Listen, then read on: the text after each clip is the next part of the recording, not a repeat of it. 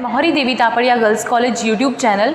In this class, we are going to talk about Restoration Age. Restoration Age is a part of Neoclassical Age, and Neoclassical Age is in BA first year student syllabus of MDS University of English Literature paper 1, but it's also important for every literature student. So let's begin with Restoration Age. What is Restoration Age? Restoration Age is a part of Neoclassical Age, and this age running from 1660 to 1700.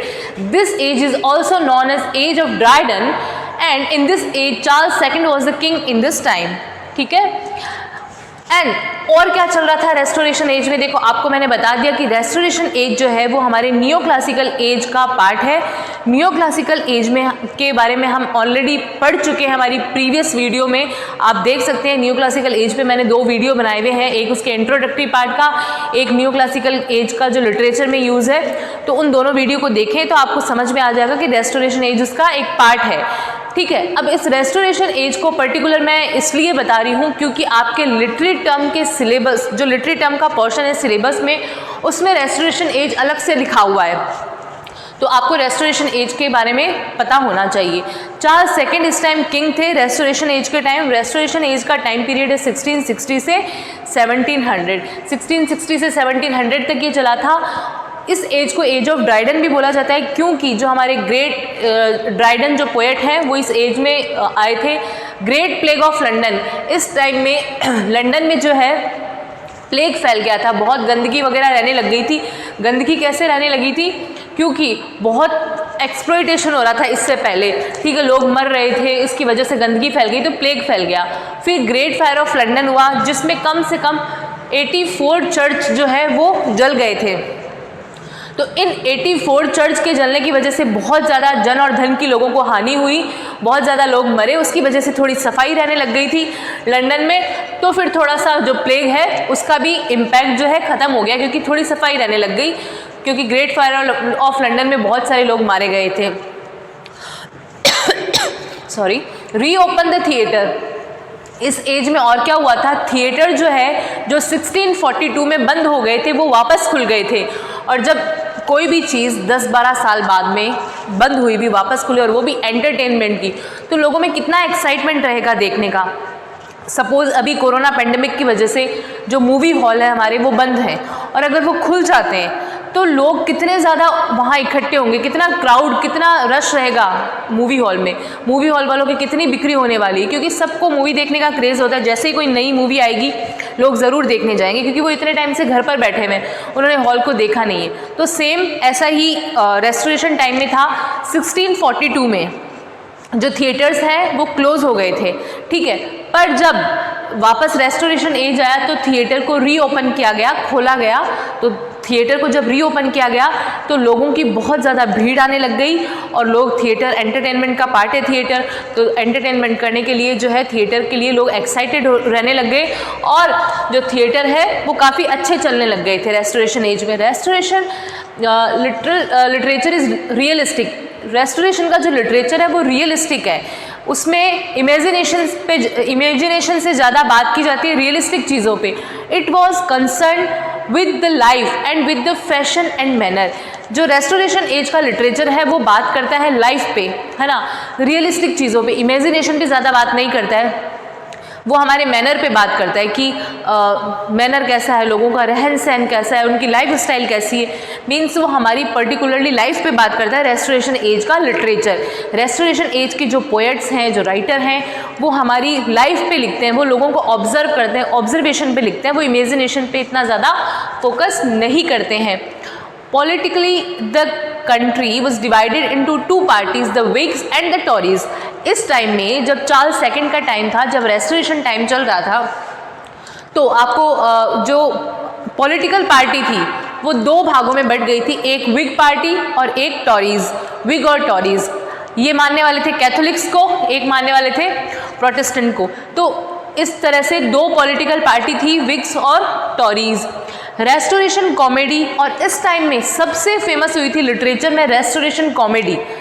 अगर कभी भी restoration age के बारे में बात होती है तो आपको माइंड में रखना है कि रेस्टोरेशन कॉमेडी काफ़ी फेमस हुई और उनका लिखने का स्टाइल था कॉमेडी ऑफ मैनर। अब देखो कॉमेडी ऑफ मैनर क्या होती है, ये मैंने कॉमेडी, पर्टिकुलर कॉमेडी पे एक वीडियो बनाया हुआ है लिटरेरी टर्म पे, उस पर मैंने how many types of comedy बताया है, तो उसमें कॉमेडी ऑफ मैनर भी एक पार्ट मैंने आपको उसमें एक्सप्लेन किया है, तो आप वहाँ देख लें कॉमेडी ऑफ मैनर क्या है। वैसे तो कॉमेडी ऑफ मैनर, मैनर से आप समझ जाओ, manner means manners, so related to manners कि लोग कैसे उठते बैठते हैं, एरिस्टोक्रेटिक फैमिली के लोग कैसे हैं, पुअर फैमिली के लोग कैसे हैं, उनके बीच में डिफ्रेंशिएट क्या है, तो टाइप ऑफ, है ना, कैसे एरिस्टोक्रेटिक फैमिली की जो फीमेल्स है वो कैसी होती है, उनका बिहेव कैसे होता है, वो पब्लिकली कैसे अपने आप को शो करती है, ये सब कॉमेडी ऑफ मैनर में है। तो सबसे ज़्यादा फेमस हुई रेस्टोरेशन कॉमेडी, रेस्टोरेशन टाइम में इसकी कॉमेडी, जो कॉमेडी ऑफ मैनर के स्टाइल में लिखी जाती थी।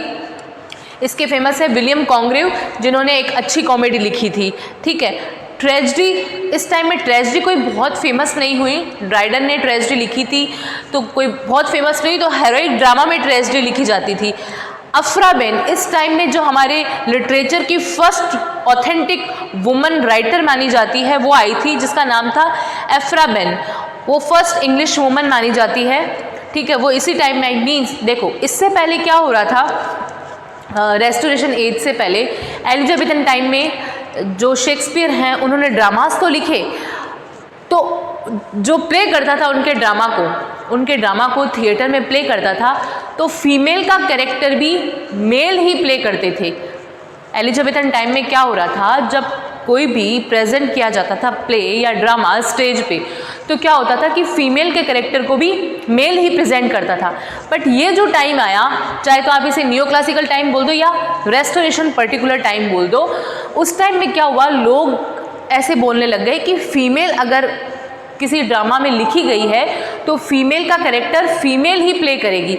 मतलब यहाँ थोड़ी सी औरतों को, महिलाओं को छूट मिलने लग गई थी कि वो कुछ अपने अकॉर्डिंग काम कर सकती है। शेक्सपियर के टाइम में महिलाओं को इतना लिखने की छूट नहीं थी, फ्रीडम नहीं था, किसी भी वुमेन को इतनी फ्रीडम नहीं थी कि वो अपनी अर्निंग के लिए कुछ राइटिंग लिख सके। छुप छुप के लिखती भी थी तो उनको पब्लिक करवाने में बड़ा डर लगता था, क्योंकि उस टाइम इतना फ्रीडम नहीं था विमेंस को। बट रेस्टोरेशन टाइम में क्या हुआ कि विमेन ने अपने आप को आगे बढ़ाना शुरू किया। तो जो अफ्रा बेन है, जो first English authentic women writer मानी जाती है, वो रेस्टोरेशन में आई। उसने अपनी अर्निंग के लिए, अपनी लिविंग के लिए अपने प्ले को पब्लिश करवाया, अपनी राइटिंग को पब्लिश करवाना शुरू किया, अपने नाम से लिखना शुरू किया, और उनका सबसे अच्छा प्ले माना जाता है ओरनोको, है ना, ओरनोको उनका एक अच्छा प्ले है, वो माना जाता है। तो ये अफ्रा बेन भी इसी टाइम में आई थी। Drama was the most popular genre in the Restoration period. Drama इसका सबसे मोस्ट पॉपुलर जॉनर है इसका रेस्टोरेशन पीरियड का। तो ये आपको मैंने एक शॉर्ट समरी बता दी रेस्टोरेशन एज के बारे में। अब थोड़ा सा मैं आपको फिर से बता देती हूँ, थोड़ा रीड आउट करके। The period from 1660 to 1700 is mentioned as the Restoration Age or Age of Dryden because the monarchy was restored in England। इस टाइम में मोनार्की वापस आई थी। देखो पहले क्या हो रहा था, चार्ल्स सेकंड से पहले क्रॉमवेल नाम का एक बंदा था, वो गद्दी पे था। मतलब वो कोई किंग नहीं था, वो जस्ट ऐसे ही एक बोल सकते हैं कि आपकी काम संभाल रहा था वहाँ का। पर चार्ल्स सेकंड आया तो फिर से मोनार्की आ गई।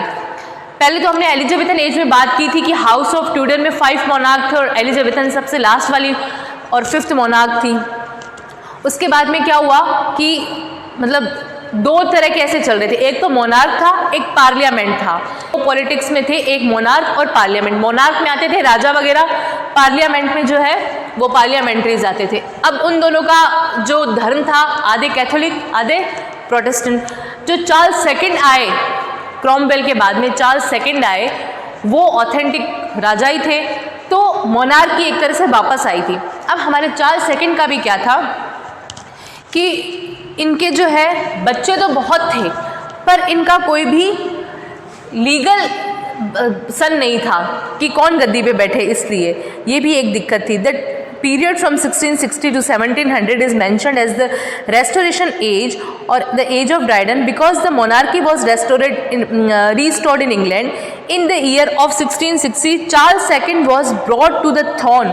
Charles II ने throne लिया and the restoration of Charles II brought a new era both in life and in literature. दोनों तरफ से जो है चार्ल्स II के गद्दी पे बैठने के बाद लिटरेचर में भी उन्नति हुई और लोगों की लाइफ में भी. The restoration actually replaced the power of monarchy and Puritan echoes.